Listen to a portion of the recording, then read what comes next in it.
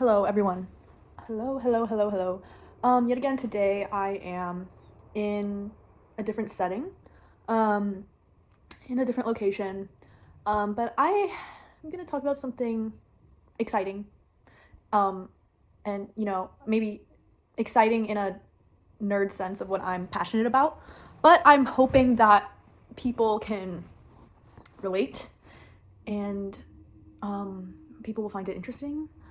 I'm going to be talking about third spaces and how the white box of an art gallery is not going to cut it anymore for the art industry, as well as other kinds of artistic mediums. I think third spaces are the way to go.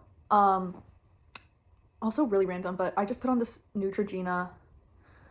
It's like a Neutrogena like lip gloss, and it's probably the best thing I've ever purchased, and that's what I'm wearing right now. But really random. But get the Neutrogena lip gloss, high shine glossy lip. I got the sweet raspberry.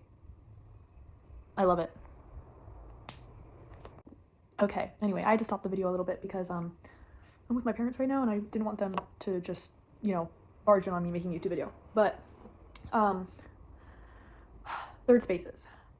I recently co-curated an exhibition with my friends that are also artists in New York, and we had a group show exhibition, very low stakes. I didn't expect anything crazy. We weren't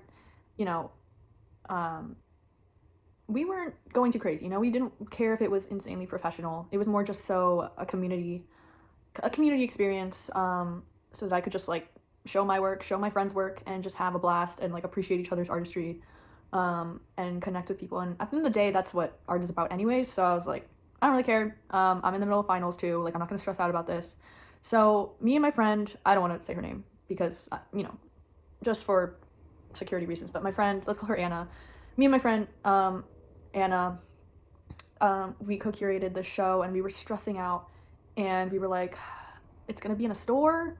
At the time, I was working at the store that we were deciding to do the show in, and the way that the boutique owner displays her work is she hangs her clothing on wires that hang from the ceiling. They're like chainmail basically that hangs from the ceiling, and me and Anna were like, how's it gonna work? It's gonna be combined with the clothing, and it might look crazy. And at first I was telling people, and I was telling the artist oh yeah, it's gonna be in a store, and I was saying, yeah, there's gonna be clothes hanging from the ceiling, and there's gonna be a couch and a nice sitting area, and another table for drinks and food, and all of that kind of, and there's gonna be a DJ. So there was a lot of components to it. And at first I just felt kind of self-conscious saying that it's gonna be in a store, because that's not a usual thing. That's not the conventional thing that you display art in. And so I was really insecure about that. And then the time came around, and everyone was setting up their work, and it was a blast. A lot of people came, a lot of my friends came, a lot of people that I didn't know, because there were about 12 artists, so everyone kind of brought their people. And by the end, it was really a party, and I fucked with that. I was very, very happy that it turned out the way it did, and people were getting drinks.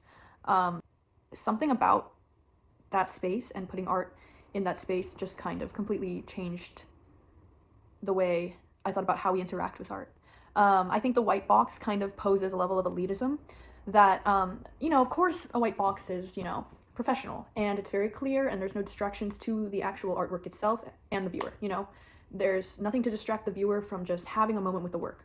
I appreciate that. But at the same time, it also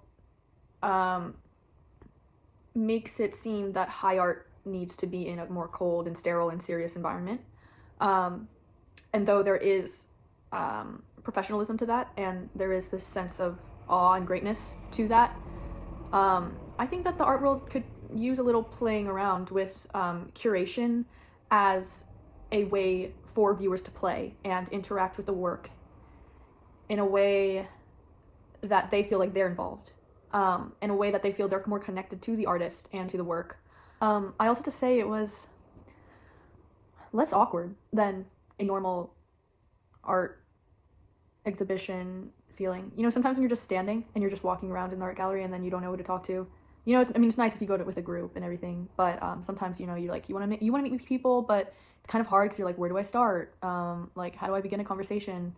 And I think the looseness and play of the exhibition I co-curated made it more accessible for people to just kind of talk to each other and kind of associate the exhibition as a party space and a more social space. It allowed it to become a more social space and less of a professional space. But obviously I understand that if it, like, you're showing at Gagosian, then, like, yeah, show at Gagosian, and sorry, I don't know why I said it like that, you know, show at David Lerner.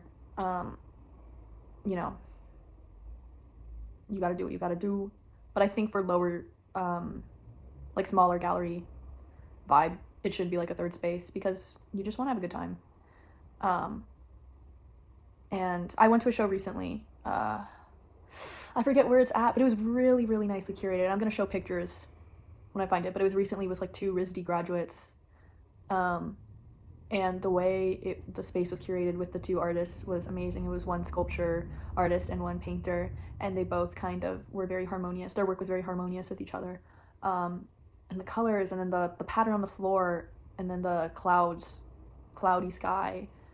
It just created an atmosphere that a viewer can really appreciate, and when they step into the space, they don't feel like they're just in a white box and they're pressured to just look at the art. They're immersed in the environment surrounding them, and therefore they feel like they're in a fantasy land and you know, a world that is unlike what we know. And I think as a curator, that should also be, you know, your goal.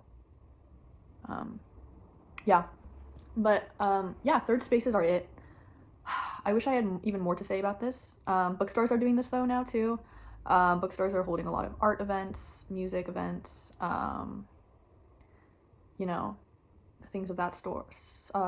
But I think that the goal to all this, the goal to all the third spaces, is that it leaves room for a viewer, an audience member to participate and therefore become an active part of an artistic community, and feel like they're heard as well, and feel like they can connect to the artist on an intimate level.